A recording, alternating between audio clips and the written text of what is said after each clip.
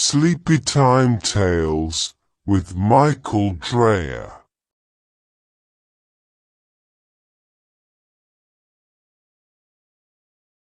Oh yeah, I did lots of different jobs before I fell into this sticky business. I was a taxidermist, specializing in bees and hornets. A bathroom attendant at an Armenian genocide-themed nightclub. I briefly played harpsichord for a folk band until Sadie the lutist forced me out in a putsch. But none of these jobs were right for me. My paws are too clunky and cumbersome for the intricacies of taxidermy. I kept on freaking out the customers in the nightclub. And as for the band, well, Sadie Steamy's a nasty bitch, and that's all I have to say about that. See, this little world you have built, you built it with people in mind. So, when you are a bear, you have to try to adapt, to fit in, or else you drown. It's hard to find nice shirts, or smart shoes, that fit my massive clumpers. Rotating doors in shops are a nightmare to navigate. I'm too bulky for them, and I usually end up getting stuck in them, with screaming tourists and terrified shoppers. I can't go to the swimming pool without freaking everyone out. Your supermarkets are a sensory overload of meaty aromas. And then there's your racist media, depicting us bear folks either insatiable beasts who would rip a man's head off and eat it, or as whimsical simpletons who crave only honey and marmalade. See what I mean? It's a rough gig, being a bear in a man's world. I like to go to the pub after work, and sit there, with a pint of whiskey, and watch the people doing their weird people things, and having their weird people emotions. They get angry with a television, and scream in a rage at a man running on a pitch hundreds of miles away. Whenever groups of human females enter a building, they loudly shout, "Woo-woo." They use overblown language to describe any minor inconvenience, saying that it is absolutely disgusting, and absolutely appalling, and absolutely vile, with no consideration given to the actual meanings of those words.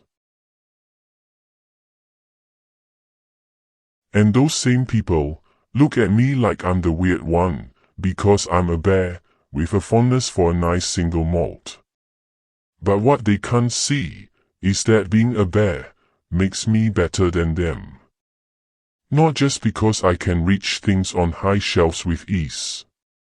Not just because of my voracious appetite for world literature. Not even because of my luxurious fur. Too many of my bear brethren have ruined themselves trying to fit in. They've waxed off all their fur and taken up vaping and clumsily dancing on TikTok, all to try to belong to a world that is incapable of accepting them. But why? Why do we want to be like people? People are weird and dull and predictable. They say things they don't mean, and mean things they don't say. Their emotional state is entirely dictated by the success or failure of their football team, or by how hungry they happen to be. They only ever talk about other people, and can only understand things if there are precise numbers attached. They sit around yawning in front of a blaring television, or in each other's company, just because they are too frightened of their own thoughts.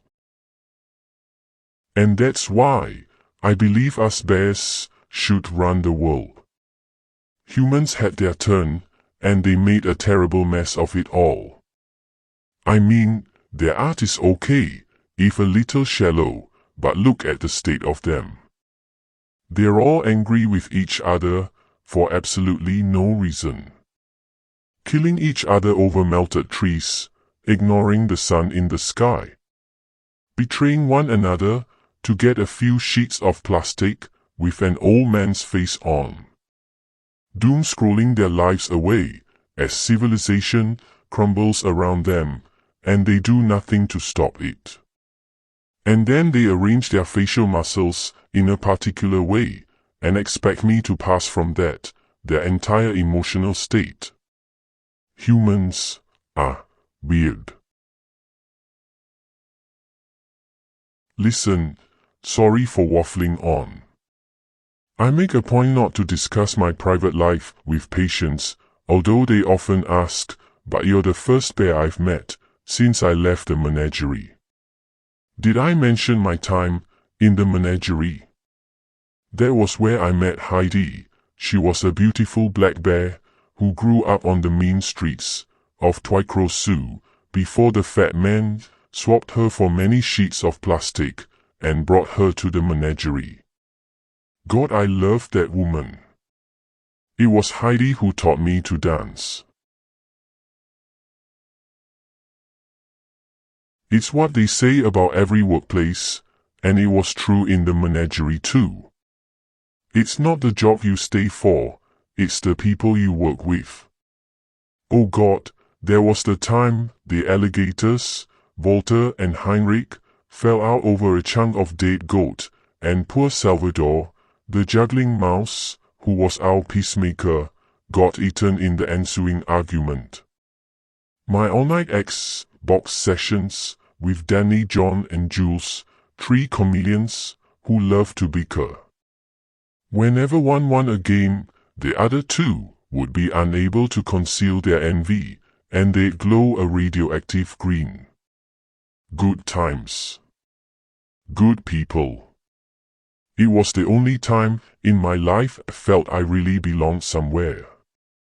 I think they call it home.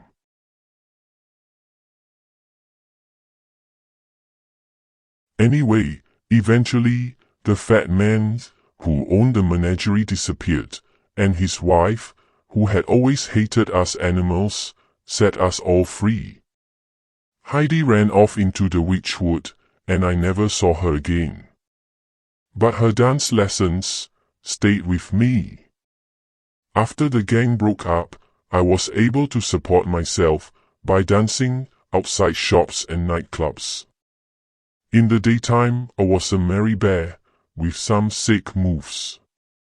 By night, I'd grind and twerk for the stag and hen crowd on their nights out, making major bank with my furry booty.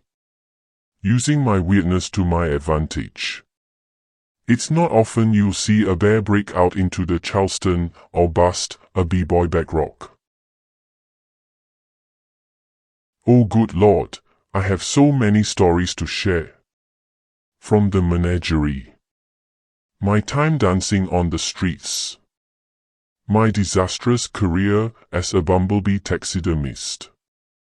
And Heidi, the only woman I ever truly loved. But now really isn't the time, my sweetheart. You're 10 centimeters dilated. Now's the time to push. Push, push, push. Come on, Mama Bear, you can do it. Push, push, push.